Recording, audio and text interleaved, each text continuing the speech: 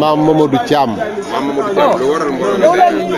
waaw mbooloo mi li ko waral tey dañoo dëkk fii ci Parcelles Assainies yi depuis 2005 ba léegi ndox mi bëgg ñoo sonal bëgg ñoo rey ñu bëree bëri génn ci seeni kër daanaka lu mat unité yu bëree bëri lañu unité 11 12 13 14 15 ba 17 ak quartier yi nga xam ne ñooy quartier Amdalaay ak quartier Double Less ak Boune ak quartier bi nga xam ne mooy quartier Alioune Diallo quartier yi wër zone bi yëpp ak fële di Daaray Kamil yooyu yëpp dafa fees dell ak ndox comme yëpp dafa fees dell ak ndox nag nit ñaa ngi génn seen i kër depuis lors chaque année nit ñi dinañ génn seen i kër bu ñu demee ba nawet bi jeex ñu dellu si waat mais cette fois-ci nag trop c'est trop ndax depuis lors nit ñi ngi góorgóorlu di defaraat seen i kër di dem di ñëw mais mënatuñu ko 200 personnes 200 familles génn nañ ci unité 14 kese boo demee ba ci quartier yi nga xam ne ñoo wër suñu gox bii li fa génn ci ay nit kenn xamul nu mu toll te lan moo ñu ko teg mooy SNHLM moo ñu jaay ay terrain yoo xam ne baaxul ba ca des autorités yi nga xam ne ñooy autorités compétentes yi depuis lors chaque année ñu dig ñu suñ ñu diggee lan la ñuy wax danañu defar seen gox bi phase ba nga xam ne mooy phase 2 bi yéen a ko moom dañ leen di canaliser depuis lors defaluñu benn canalisation defal ñu fi benn canalisation boo xam ne depuis 2005 dara baaxu ci étouffé na mënta yóbbooti dara chaque année sapeur pompier yi ñëw ministres yi ñëw pas plus tard que bërki démb la fi ministre bi yore inondation ñëw mais defaluñ ñu fi dara même ancien maire bi ancien préfet yi fi nekkoon yëpp chaque jour danañ ñëw préfet bii fi nekk yebal na le sous préfet mu fii ñëw na fi 2 fois ministre bi mu fi ñëwee taxul ñu am benn résultat pompe lañ ñu jox pompe baa nga nële mënul yóbbu dara vraiment ñi fi ñëw mujj ñëw sax ñoo tane ñi fi jiitu woon. léegi lan ngeen bëgg concrètement ñu defal leen. li ñu bëgg concrètement mooy ñu defal ñu suñuy canalisation yemul ci parcelles yi kese bi ñuy jënd suñuy kër ci suñuy parcelles yi dañoo fayaale woon li ñuy wax assainissement kenn assainiruñu quartier yi nga xam ne ñoo ñu wër ñoom itam ñi ngi fay seen i impôt comme tout citoyen mais kenn defarul leen seen i quartier ndox mi di ruisseler di jóge ci yeneen quartier yi dugg ci baaf fii nga xam ne mooy bas-fond bi di unité 14 te loolu li ko waral mooy état yi dañ ñoo seetaan président Macky Sall dégagé woon na nee na ay millions 30 milliards la waxoon 30 milliards la waxoon pour régler situation Kër Massar mujj gi mu ne 15 milliards yooyu dañ koo jël détourné ko phase bi ñu bokkoon ñun ñu yóbbul ñu ko fële.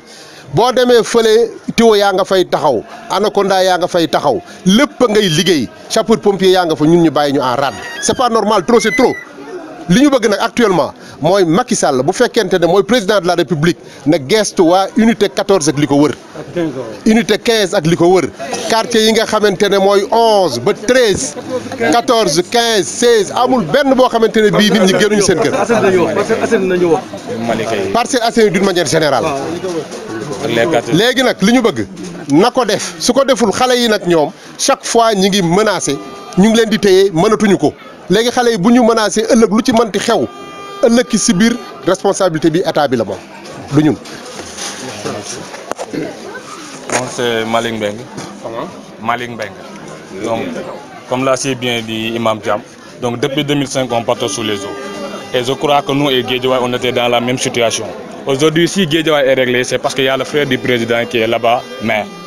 Et je crois que si Guédiawaye, on peut régler Guédiawaye, on peut régler Kër Massar. Mais tout est politisé au Sénégal.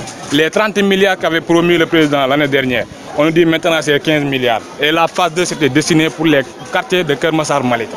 Mais toutes les 15 milliards, on les voit maintenant à Kër Massar Sud, là où habite la maire actuellement, maire Moustapha Mbengue. Maintenant, trop c'est trop, comme l'a si bien dit Imam Thiam. Et à chaque fois qu'on menace de descendre dans la rue pour faire du n'importe quoi, c'est eux qui nous retiennent. Maintenant, on n'en peut plus. Et ce qu'on leur demande, c'est simple. Soit ils vont canaliser nos quartiers, soit nous avec les politiciens, surtout ceux qui sont d'APR, il sera la guerre jusqu'à l'infini. On n'en peut plus.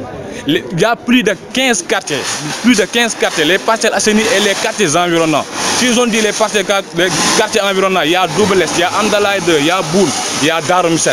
Aujourd'hui, il y a Daaray Kamil aussi. Aujourd'hui, tous ces quartiers-là sont sous les eaux.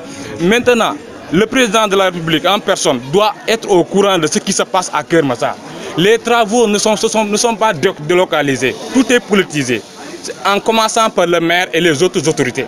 Peut-être ceux qui étaient la PDS étaient là, ils ont amené des tuyaux, les anciens tuyaux de l'Andaguerre.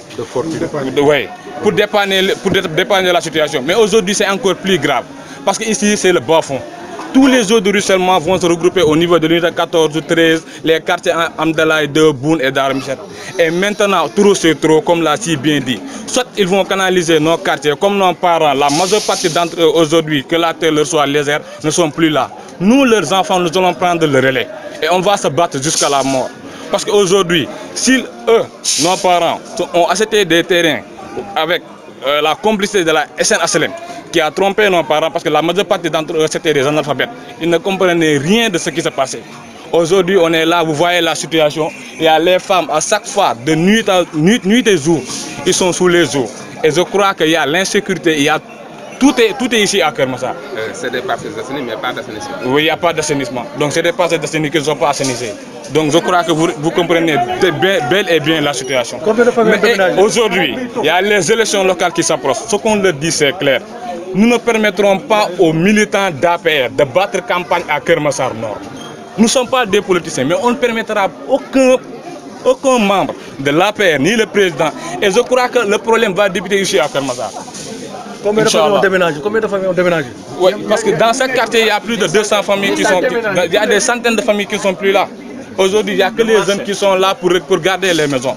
Donc, maintenant, que vous pouvez comprendre? Il faut qu'on canalise les quartiers de Keur Massar. C'est ça qui est sur les papiers. C'est ça qu'on nous disait depuis la nuit des temps. Mais rien n'est fait.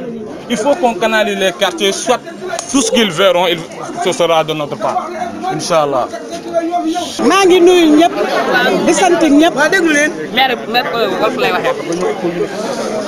di yuuxu Keur Massar tampi Sénégal tampi sax la ñuy wax man maa ngi interpellé Marème Faye Sall directement moom bu Macky Sall dee baayu réew moom mooy ndey réew jigéen ñi Keur Massar sonn nañu jigéen ñi Keur Massar tàyyi nañu Marème Faye bul toog pare yaakaar lépp dafa dox. am na fi jigéen ñoo nga xamante ni bii tey ji mënatuñoo bokk ak seen njaboot biir kër ndax ñàkk sutura gu kër ga ñàkk sutura amatuñu ay douche li gën a am importance ci biir kër Keur Massar amatu ko ñaanuñu ceeb nag ñaanuñu ay mbubb ñaanuñu diwlu ñaanuñu dara xiifuñu maruñu canal la ñu bëgg fii ci Keur Massar ku ñu ci dimbali laay war a suul yi Marème Faye Sall man yow loolu yow laa ciy woo waa Keur Massar sonn nañu tay nañ ci milliards yi ñuy dégg tay nañu ci milliards yi ñuy dégg tay nañ ci maire yi jël ceeb di ko dugal ci biir maire ba mu indaale duñ ko jox population bi ko capable def loolu nag capable nga lekk xaalis boo xam ni pour inondation la ñun sonn nañu dañoo tay dañoo dem Keur Massar tampi Keur Massar tampi Keur Massar tampi. salaamaaleykum mbooloo mi ñu ngi leen nuyu ku nekk ci turam ak santam ñoo ngi leen di baal àq te di leen baalu àq waaw lii dafa nekk loo xamante ni dafa metti vraiment dëkk ci ndox dafa metti jën yi ak mbott yi dëkk ci ndox sax metti na ci ñoom waxuma la ak ay nit jën ak ndox sax mënul dëkk ci ndox mi waxuma la ak nit ñi mais ñun on est très fatigué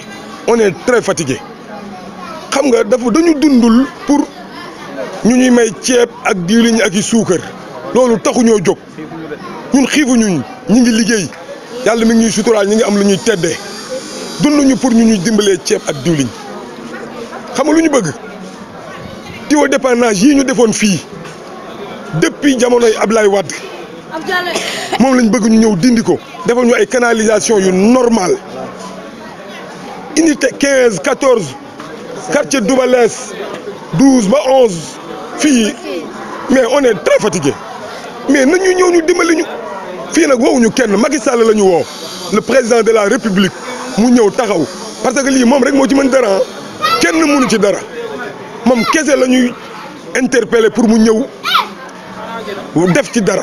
mais est-ce que monsieur le maire ñëw na fi. mais ñëw na fi mais amu ci solution préfet sax ñëw na fi.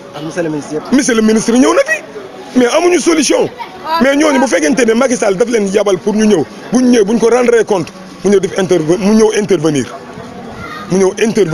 parce que on est fatigué vraiment on est fatigué suñu xool ak suñu xale yi suñu njaboot gi dañuy xut ci ndox mi ku ci dugg feebar bu nekk nga ciy jële ñu ne dañuy faj corona mais ñun ñooy li ñu yor moo raw corona lii moo raw coronavirus moo tax nanguwuñu takk sax masque parce que xam nañ ni ñun li ñu dal moo raw corona. phase 2 bi gars yi détourné. nee nañ phase 2 bi fii lañ ko indi ma nga fële à Keur Massar nañ ñëw ñu dimbali ñu on est très fatigué vraiment mënuñu sax expliquer on est énervé quoi exactement. ba am loo yore réew